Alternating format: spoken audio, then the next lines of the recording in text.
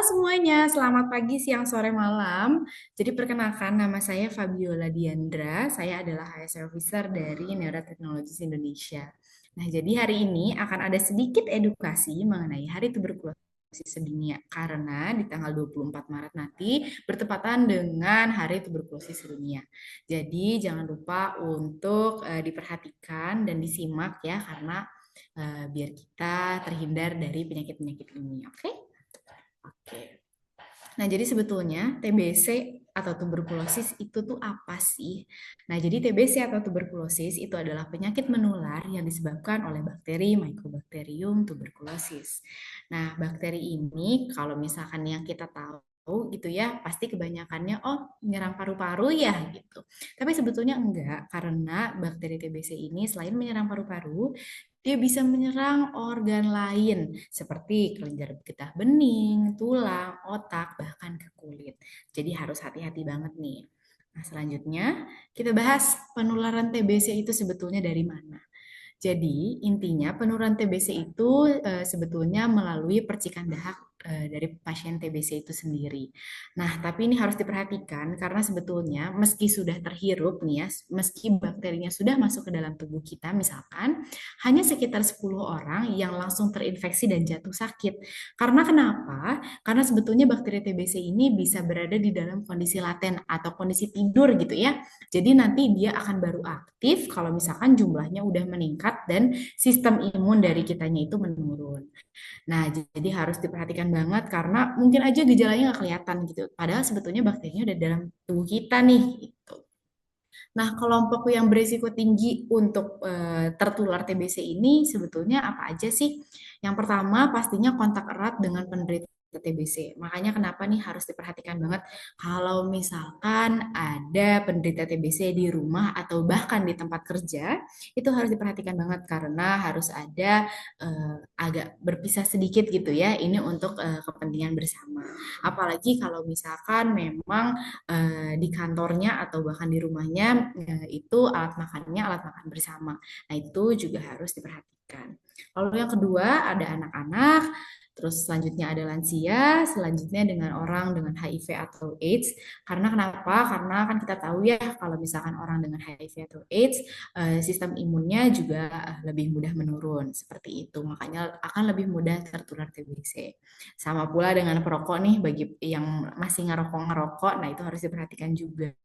Sama satu lagi adalah penderita diabetes mellitus. Nah, jadi kita ngomongin nih setelah penularan tadi kita ngomongin gejala TBC.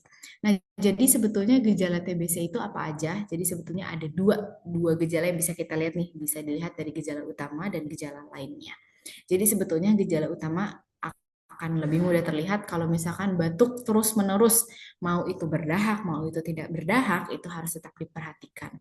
Nah, tapi ada gejala-gejala lainnya. Itu yang pertama ada demam berkepanjangan, sesak nafas, dan nyeri dada.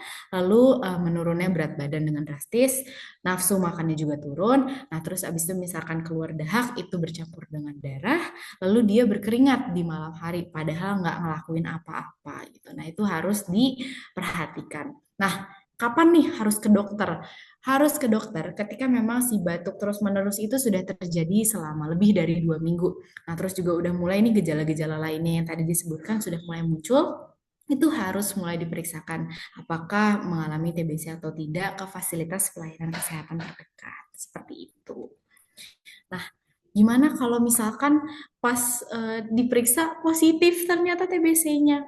Nah, sebetulnya memang dari pemerintah pun sudah menyediakan untuk pengobatan TBC. Bahkan pemerintah pun juga sudah punya program untuk screening TBC gitu ya, namanya TOS TBC.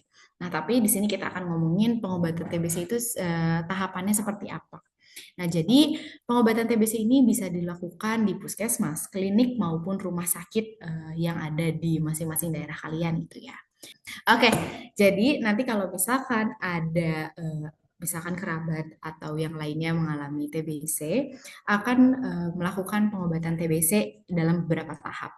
Yang pertama ada tahap awal atau tahap intensif.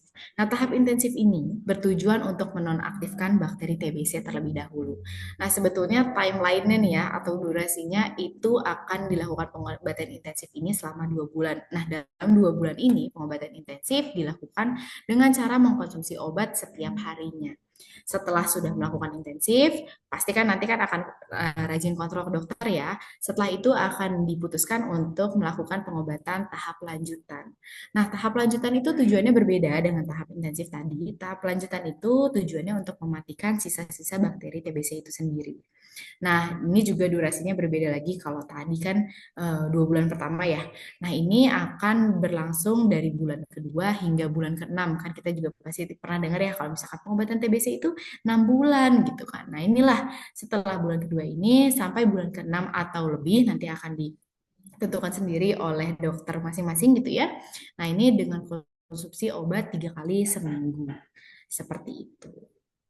Nah, kan kita tetap nggak mau ya terkena TBC gitu ya, jangan sampai sampai ke pengobatan TBC. Nah, biar nggak kena TBC gitu ya, pencegahannya itu sebetulnya seperti apa? Nah, jadi di sini kita yang pertama akan ngebahas bentuk pola hidup bersih dan sehat dulu yang harus dilakukan untuk meminimalisir risiko tertularnya TBC. Yang pertama, biasanya nih kalau misalkan buat ibu-ibu, bapak-bapak di rumah yang udah punya anak gitu, jangan lupa untuk kasih anak-anaknya imunisasi BCG untuk perlindungan awal gitu ya. Jadi kan tadi kan sama ya, anak-anak termasuk kelompok beresiko. Jadi jangan sampai nanti anak-anaknya kan siapa tahu ya main di jalan atau ketemu siapa gitu ya nanti kena TBC. Jadi harus diimunisasi BCG dulu untuk perlindungan awal. Yang kedua, pastinya olahraga teratur dan istirahat yang cukup. Ini untuk apa? Yang pastinya untuk sistem imun gitu ya. Jadi kalau misalkan kita cuman leha-leha doang gitu ya, terus abis itu udah meleha-leha, istirahatnya juga nggak cukup, wah itu sistem imunnya bisa jadi berantakan seperti itu. Lalu selanjutnya jangan lupa makan makanan bergizi untuk menjaga kesehatan. Ini yang lagi suka jajan-jajan nih ya, yang jarang makan sayur atau makan buah atau minum air putihnya nggak rajin gitu ya. Itu harus memperhatikan lagi. Kita harus sadar sama kesehatan sendiri. Lalu tidak merokok agar paru-paru tetap sehat. Tanpa merokok aja kita punya resiko tertular TBC gitu ya. Apalagi dengan misalkan kita tertular TBC terus paru-parunya udah nggak sehat lah, udahlah itu.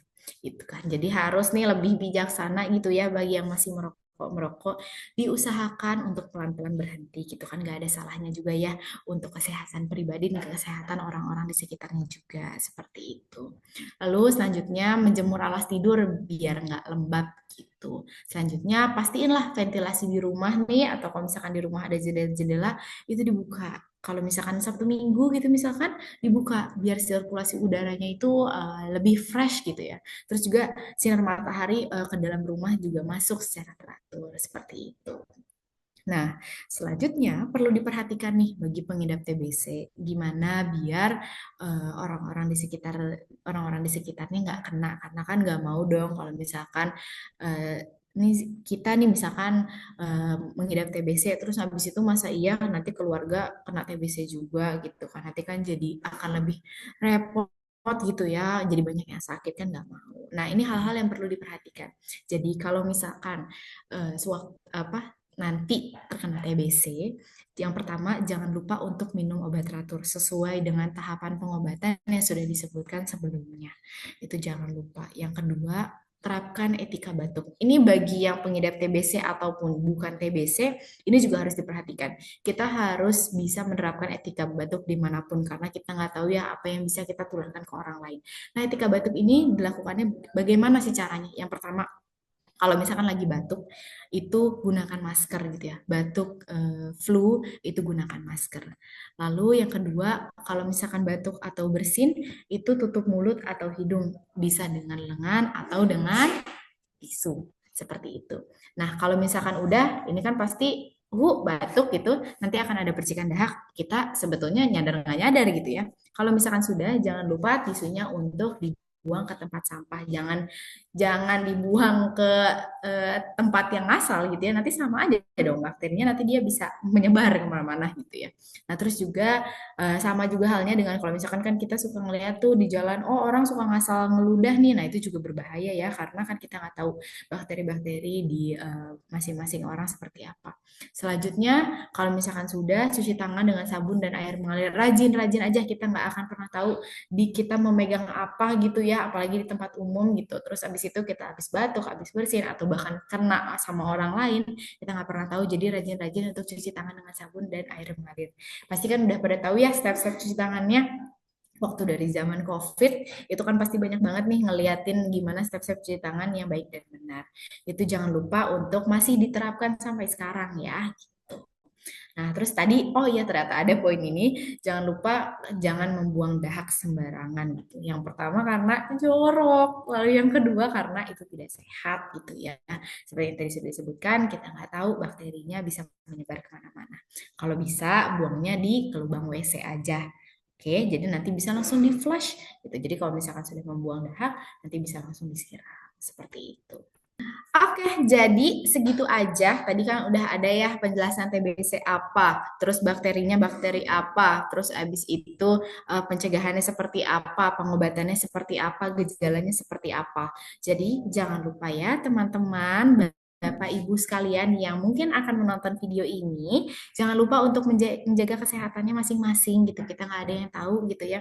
Kita harus menjaga diri sendiri dan menjaga orang lain juga, mau itu di rumah, di tempat kerja, atau dimanapun kalian berada, jangan lupa untuk tetap sehat dan tetap selamat. Jadi, terima kasih dari saya sekian. Salam sehat, salam selamat, sampai bertemu di edukasi selanjutnya. Dadah!